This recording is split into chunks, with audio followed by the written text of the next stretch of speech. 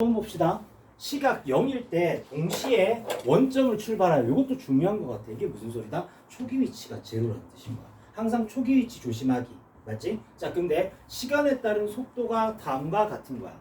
자, 출발한 후 두 점 PQ에 속도가 같아지는 순간 두 점의 거리를 물었단 말이야. 그러니까 속도가 같아지는 시간을 구해주네. 일단 되게 중요한 거지. 시간 어떻게 구합니까? 속도 같아지는 시간이니까 t제곱 플러스 t와 마이너스 3t의 제곱 플러스 5t가 같아지는 걸 구해줘야 되겠지. 자, 넘어갑니다. 넘어가게 되면 4t의 제곱 마이너스 4t가 제로.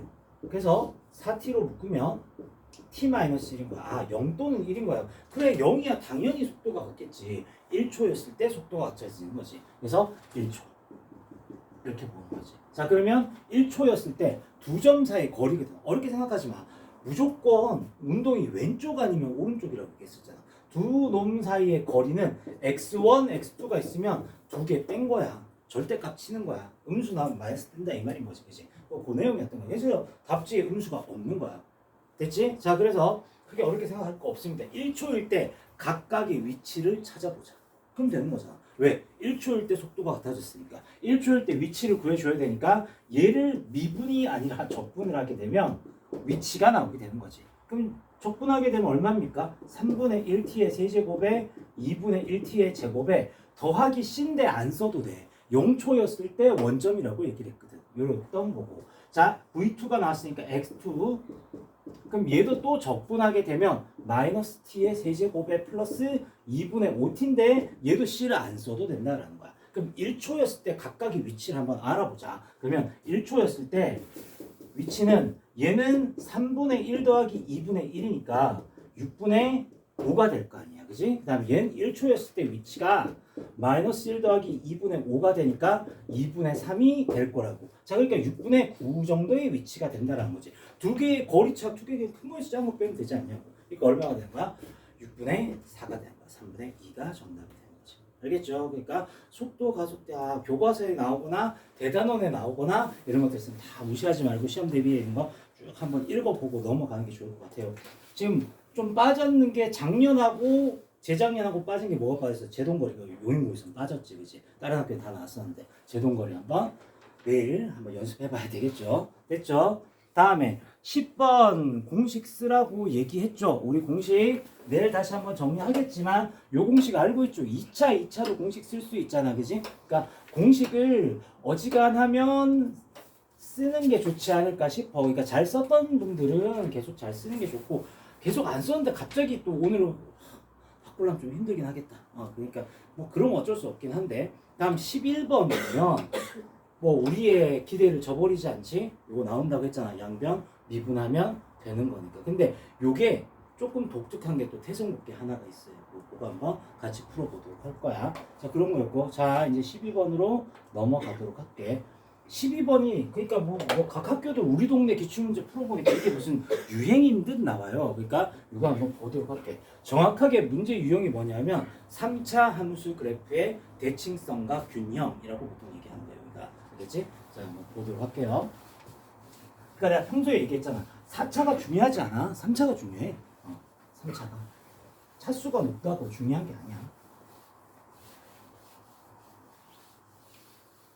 자, 12번 한번 볼게요.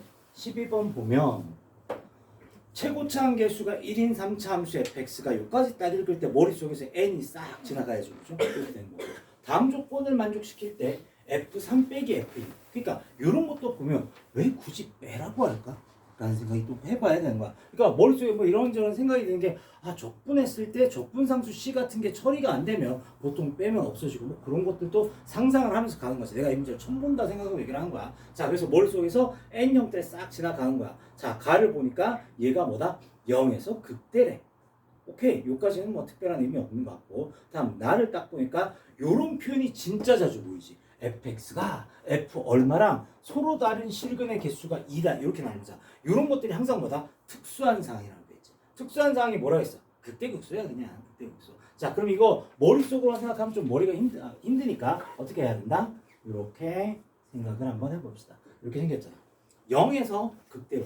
요런 거 할 때 잠깐 팁을 드리자면 아까 전에 용인고 2023년 거 풀 때도 내가 마지막 문제 풀 때 y축 안 그렸지. 그냥 x축만 해서 했었잖아.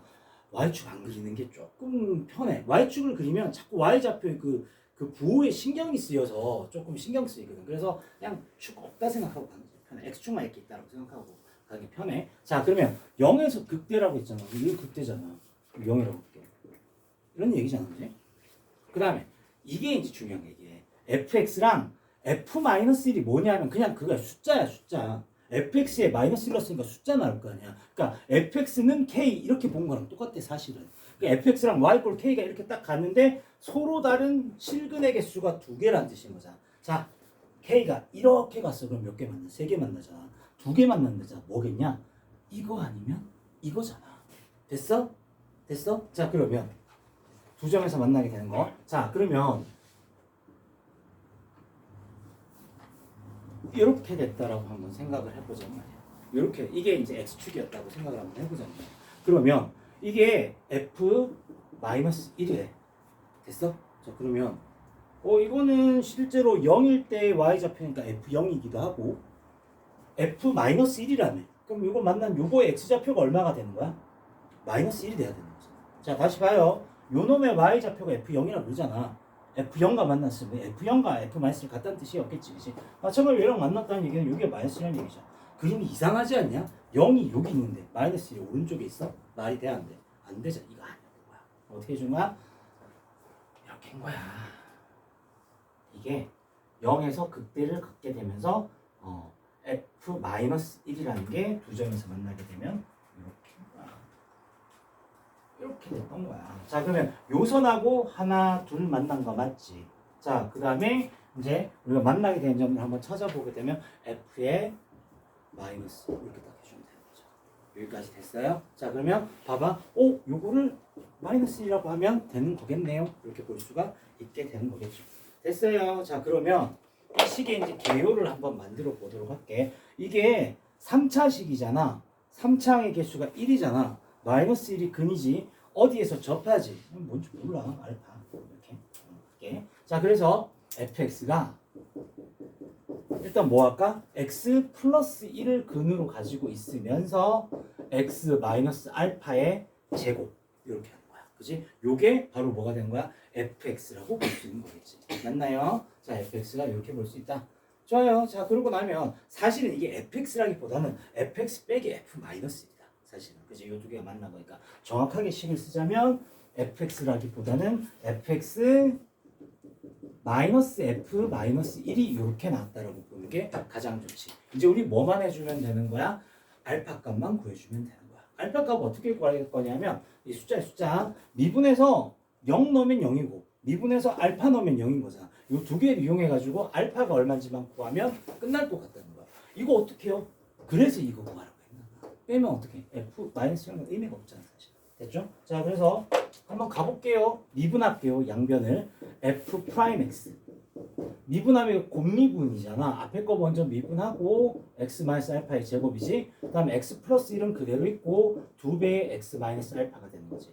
자, 보자. 의미가 있는 식을 한번 찾아보자. f 프라임 알파도 제로고 f 프라임 0도 제로인 거 맞지? 근데 여기 알파를 넣으면 그냥 뭐야? 항등식 확인하는 거에 불과해. 알파 넣으면 제로잖아. 이제 뭐 넣어볼래? 0을 넣어보자. f 프라임 0은 0인 거 확실하지? 맞지? 0 넣어볼게. 그럼 뭐가 돼? 알파 제곱이야. 이렇게 된 거지. 자, 그 다음에 여기에 0 넣어볼게. 그럼 마이너스 2알파야. 여기까지 된 거죠. 됐지? 이게 얼만데? 0 돼야 돼요. 그럼 알파에 알파 마이너스 2가 0이니까 알파는 0 또는 2인데 0이겠냐? 2겠냐? 2겠지. 그래서 여기가 얼마? 2가 나왔다. 이렇게 된 거야. 됐죠? 여기까지 됐죠? 자, 그러면 이제 우리는 fx 다 구한 거 아닙니까? 문제에서 구하라는 거 다 해주게 되면 요 식을 완성을 해볼게. fx는 fx 빼기 f1은 x 플러스 1에 알파가 지금 얼마 나왔어? 2 나왔지. x 마이너스 2의 완전 제곱 이렇게 나온 거잖아. 그러면 f3 값 구해볼까? f3 값은 요 식에다가 x 자리에 3만 넣으면 되잖아. 그럼 4 곱하기 1 이렇게 된 거고요. 그 다음에 빼기 f1 값 구하라고 얘기를 했잖아요. 그죠? 그래서 여기 마이너스 1지. 잘못 썼다. 마이너스 1지. 잘못 썼어. 여기 마이너스 1잖아. 잘못 썼어. 있어요. 자, 이제 x에 얼마? 1을 써보자. 1 쓰게 되면 빼기 f-1이잖아. 여기 1 넣게 되면 2 곱하기 1 이렇게까지 되는 거죠. 이 두 식을 뭐 합니까? 뺍시다. 빼면 f3 빼기 f1이 되는 거고 얘네들은 없어지고 2가 되는 거죠. 이렇게 되는 거고.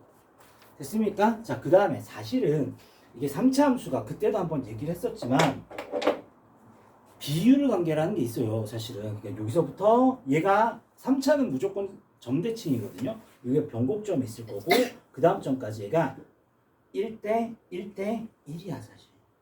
알아 나도. 근데 일부러 그냥 이렇게 푸는 거야.